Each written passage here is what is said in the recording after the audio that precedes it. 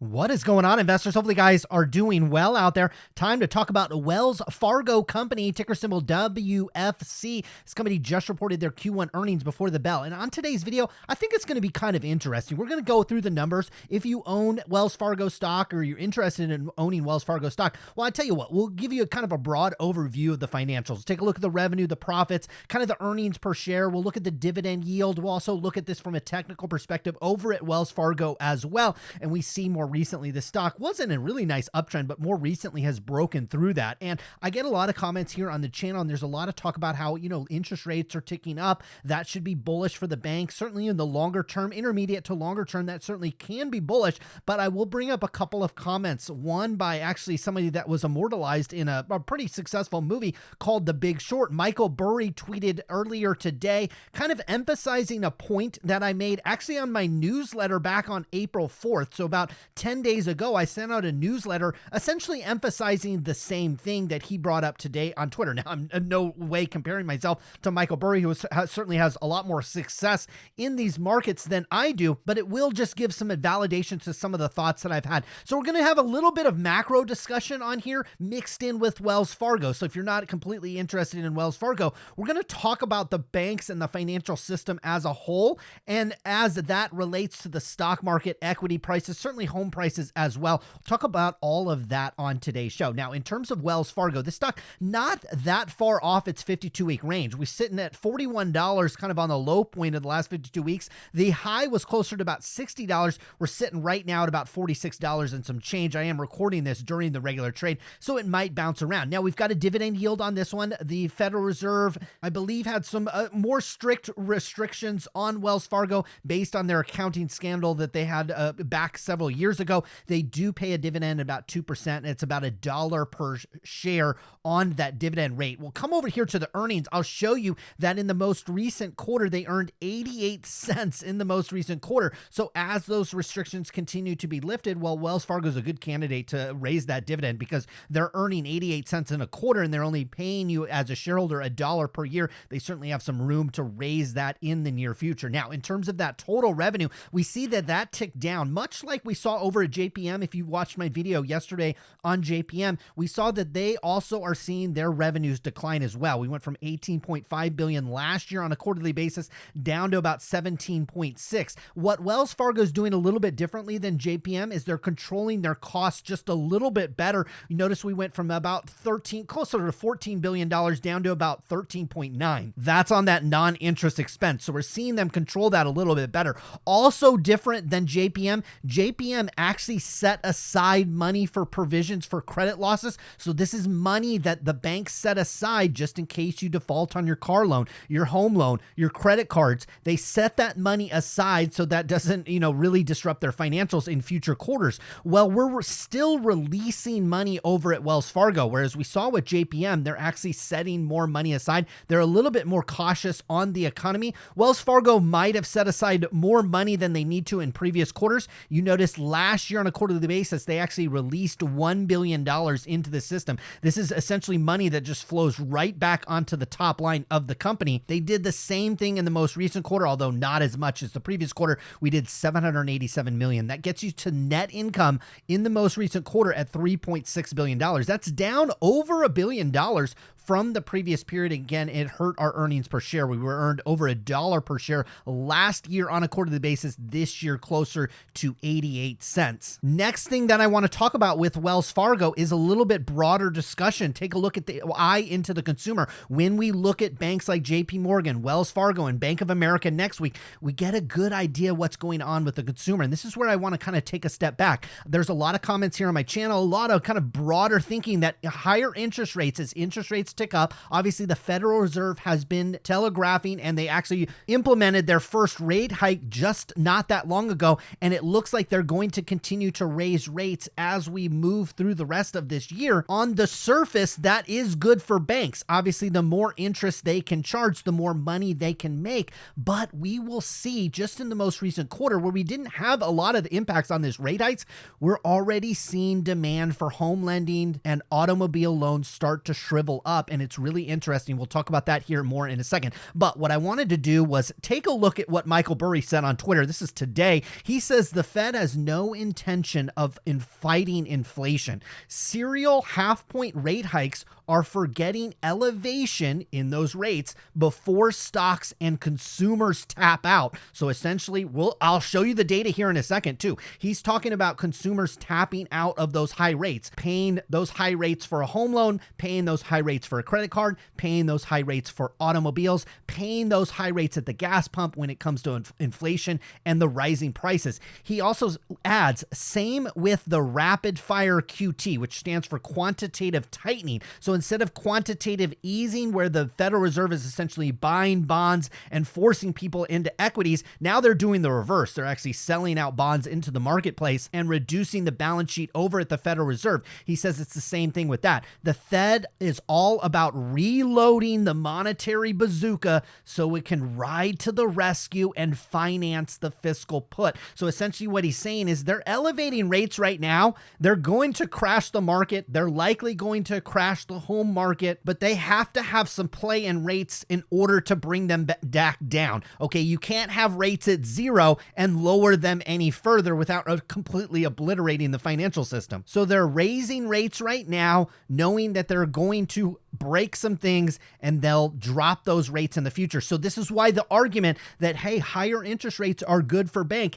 Yes, higher interest rates over an extended period of time is good for banks. If Michael Burry is correct, and I think he's absolutely spot on here, that the Federal Reserve will raise rates until something cracks and they'll drop them back down to zero. I said the exact same thing on an April 4th newsletter that I send out to my subscribers. It's completely free. There's a link in the video description below if you want to get my weekly newsletter. I send it out sometime during the week. I haven't sent one out this week, but I'll get to that very soon. But here's what I said about 10 days ago. I said they, referring to the Fed, will keep rates low.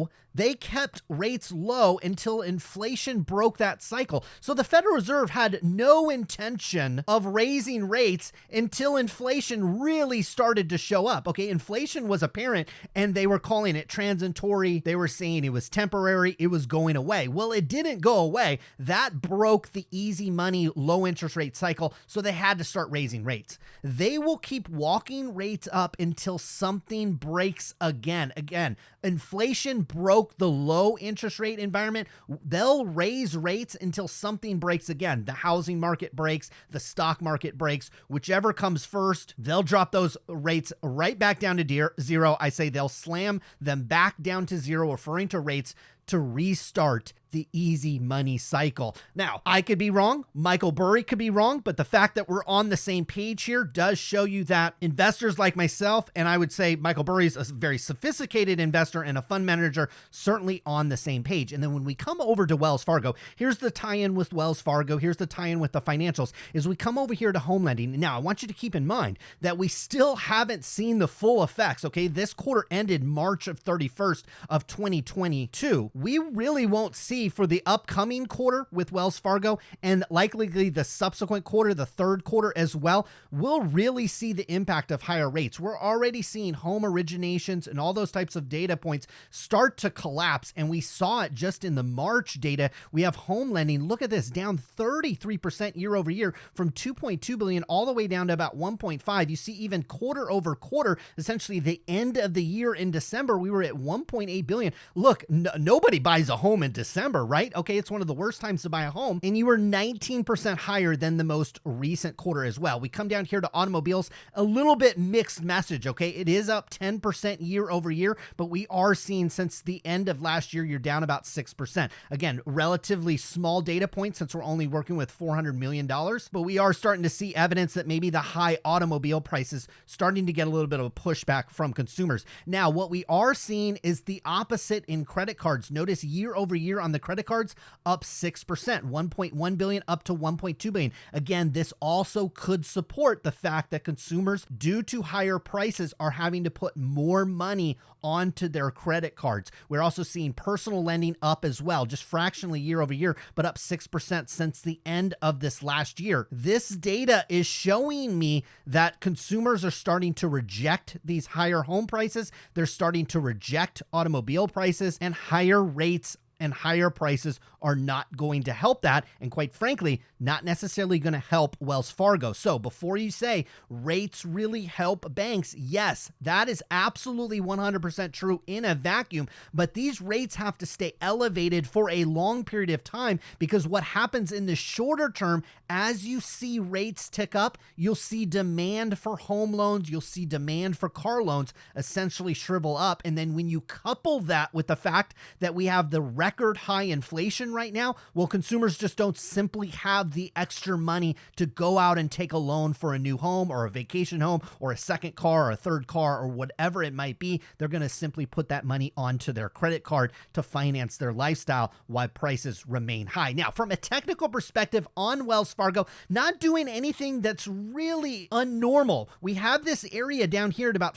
call it about $45 per share. You can always plus or minus, I would say about 10% on any data point that I shout out here with the technicals. So around $45 per share. I noticed going all the way back to 2016. I mean, you could go back even further. This level at $45 has been a significant level with Wells Fargo. You see, acted as support all along here, acted as support and kind of resistance here. Once we broke through 45, and we did break through it a little bit, kind of butt our heads up against it. But once we broke through it in a significant way, the stock came all the way down to $20. And then we rallied up and kind of hesitated there at $45 for a little while, and then burst all the way up to about $60 earlier this year, and then only to come all the way back down to closer to about $45 per share. We have broken this shorter term uptrend. I will zoom in here a little bit and show you kind of the more recent price action. And you see here with Wells Fargo, we had this upper trend line. We were making beautiful sets of higher lows. We were making higher sets of highs pretty much along the way. And then it completely broken down right here, right at the end of March, like a lot of stocks kind of at the tail end of the first quarter. A lot of stocks kind of broke down in that early March, and now we're sitting here at 45.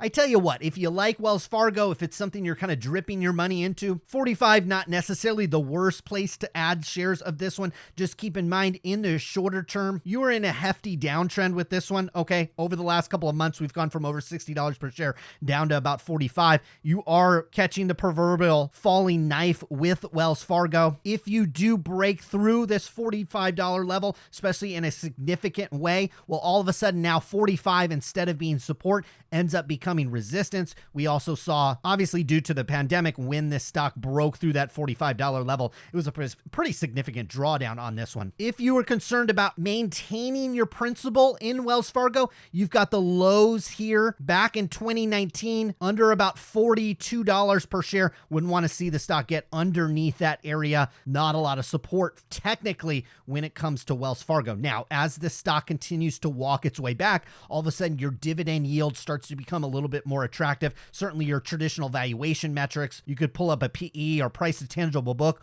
All of that starts to look a lot better when it comes to Wells Fargo as the stock continues to walk back. But what we are seeing in the shorter term are that higher rates actually put negative pressures on the bank, because it dries up the demand for home loans. It will dry up the demand for automobile loans. It will feed some money into credit card and kind of personal lending as well.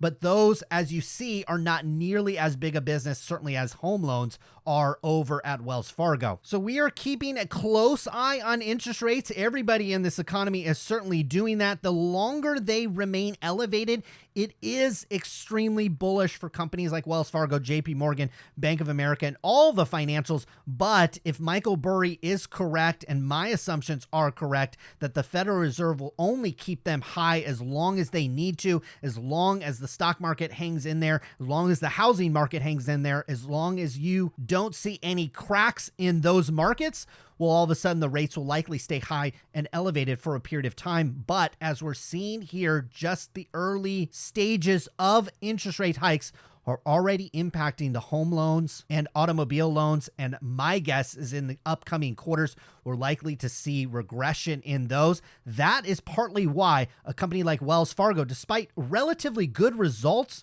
good earnings, strong revenues, nice cost controls, we're seeing the stock sell off by over 5% today, and obviously well off the highs of over $60 that we saw earlier this year. Investors are really starting to connect the dots with these companies, and they're not convinced that these high rates are here to stay. Hopefully you guys enjoyed today's video. We'll be back again soon with lots more here on the channel. Good luck with your investments.